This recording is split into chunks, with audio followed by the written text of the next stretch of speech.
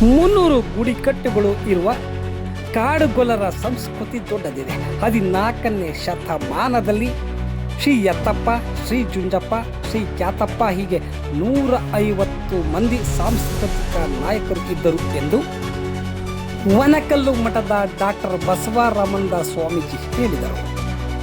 ಚಳ್ಳಕೆರೆ ತಾಲೂಕಿನ ತಳುಕು ಸಮೀಪದ ಯತ್ತಪ್ಪನ ಗುಡ್ಡದಲ್ಲಿ ಜರುಗಿದ ಕಾಡುಗೊಲ್ಲರ ಸಾಂಸ್ಕೃತಿಕ ನಾಯಕ ಶ್ರೀ ಯತ್ತಪ್ಪ ದೇವರ ಜಾತ್ರಾ ಮಹೋತ್ಸವದಲ್ಲಿ ಭಾಗಿಯಾಗಿ ಕಾಡುಗೊಲ್ಲರ ಸಮುದಾಯದ ಮುಖಂಡರ ಸಭೆಯ ಸಾನ್ನಿಧ್ಯ ವಹಿಸಿ ಅವರು ಮಾತನಾಡಿದರು.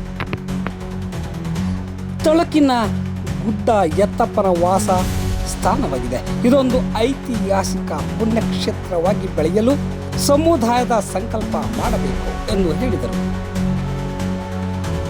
ಬೆಟ್ಟವನ್ನು ಹತ್ತಲು ಸಮಸ್ಯೆ ಇರುವುದರಿಂದ ತಮ್ಮ ಕೈಲಾದ ಸಹಕಾರವನ್ನು ನೀಡಬೇಕು.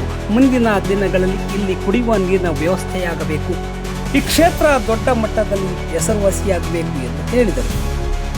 ಜಿಲ್ಲಾ ಪಂಚಾಯತಿ ಮಾಜಿ ಅಧ್ಯಕ್ಷರಾದ ಟಿ ರವಿಕುಮಾರ್ ಮಾತನಾಡಿ, ಈ ಯತ್ತಪ್ಪನ ಗುಡ್ಡಕ್ಕೆ ಬರುವ ಭಕ್ತರ ಅನುಕೂಲಕ್ಕೆ ಮೆಟ್ಟಿಲು ನಿರ್ಮಾಣ ಬೇಕಾಗಿದೆ. ಗುಡ್ಡದ ಸುತ್ತ ಇರುವ ಜಮೀನು ಒತ್ತುವರಿಯಾಗಿದೆ. ಇಲ್ಲಿನ 72 ಎಕರೆ ಜಮೀನು ಯತ್ತಪ್ಪನ ದೇವತಾ ಕಾರ್ಯಕ್ಕೆ ಉಳಿಸಿಕೊಳ್ಳಬೇಕಾಗಿದೆ. ಸಮುದಾಯ ಭವನ ನಿರ್ಮಾಣಕ್ಕೆ ಭಕ್ತರು ಸಹಕರಿಸಬೇಕು ಎಂದು ತಿಳಿಸಿದರು. ಜಾತ್ರೆಗಳ ಆಚರಣೆಯಿಂದ ಸಮುದಾಯದಲ್ಲಿ ಜಾಗೃತಿ ಮೂಡಲು ಸಾಧ್ಯವಿಲ್ಲ. ಶಿಕ್ಷಣದ ಮೂಲಕ ಪ್ರಗತಿ ಹೊಂದುವ ಜಾಗೃತಿ ಬೆಳೆಸಬೇಕಿದೆ.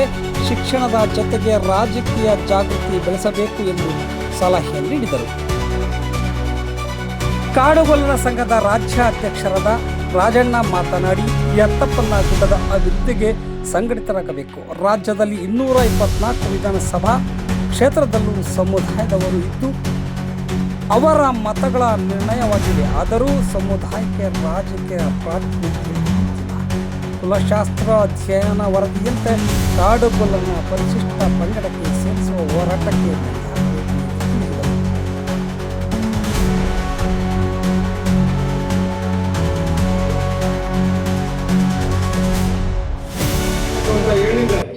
ಅದರ ಆತನ್ನ ಮಾಡಲಿಕ್ಕೆ ತಾವೆಲ್ಲರೂ ಸೇರಿ ಅದಕ್ಕೆ ಒಂದು ಎಸ್ಟಿಮೇಟ್ ಅನ್ನ ಮಾಡಿ ಯಾರು ಕೆಲಸವನ್ನ ಮಾಡ್ತಾರೆ ಅನ್ನೋ ನಿಟ್ಟಿನಲ್ಲಿ ನೀವು ಮಾಡಿದ್ದೆ ಆದರೆ ಅದರ ಸಂಪೂರ್ಣ ವೆಚ್ಚವನ್ನ ನಾನೇ ಬರ್ತಕ್ಕಂಥ ಕೆಲಸವನ್ನ ಸಹ ಮಾಡ್ತೇನೆ. ಅದರ ಜೊತೆಯಲ್ಲಿ ಇತ್ತಾನೆ ನಮ್ಮ ರವೀಂದ್ರ ಅವರು ಹೇಳಿದ್ರು, ಇಲ್ಲೊಂದು ಬೋರ್ವೆಲ್ ವ್ಯವಸ್ಥೆಯನ್ನ ಮಾಡಬೇಕು ಅಂತ. ಅಕಸ್ಮಾತ್ ಸರ್ಕಾರದಿಂದ ಆಗಿಲ್ಲ ಅಂದ್ರೂ ಸಹ ನಾವೇ ಬೋರ್ವೆಲ್ ಅನ್ನ ಕೊರೆದು ಅಳವಡಿಸ್ತಕ್ಕಂಥ ಕೆಲಸವನ್ನು ನಾವು ಮಾಡಬೇಕು ಅಂತ ಹೇಳ್ಬಿಟ್ಟು ಈ ಸಂದರ್ಭದಲ್ಲಿ ತಮ್ಗೆಲ್ಲರಿಗೂ ಹೇಳಿ, ಈಗಾಗಲೇ ಎಲ್ಲ ಮುಖಂಡರು ಸಹ ಹೇಳಿದ್ದಾರೆ. ಕಾಡುಗೊಲ್ಲರ ಸ್ಥಿತಿಗತಿಗಳ ಬಗ್ಗೆ ಅಧ್ಯಯನ ಆಗಿದೆ. ಆದರೂ ಸಹ ಎಲ್ಲೋ ಒಂದ್ ಕಡೆ ನಾವೆಲ್ಲರೂ ಒಗ್ಗಟ್ಟಿನ ಕೊರತೆಯಿಂದ ಇವತ್ತು ಸಹ ನಮ್ಮ ಒಂದು ಕಾರ್ಯಕ್ಕೆ ಹಿನ್ನಡೆ ಆಗ್ತಾ ಇದೆ ಅನ್ನೋ ನಿಟ್ಟಿನಲ್ಲಿ ನಾನು ಸಹ ಭಾವಿಸಿದ್ದೀನಿ. ಯಾಕೆ ಅಂತಂದ್ರೆ ಇಲ್ಲಿರ್ತಕ್ಕಂಥ ಎಲ್ಲ ಸರ್ಕಾರಿ ನೌಕರರಿರ್ಬೋದು, ಹಿರಿಯ ಬುದ್ಧಿಜೀವಿಗಳಿರ್ಬೋದು, ಅವ್ರು ಯಾರು ಸಹ ಒಗ್ಗಟ್ಟಾಗಿ ಈ ಕೆಲಸವನ್ನು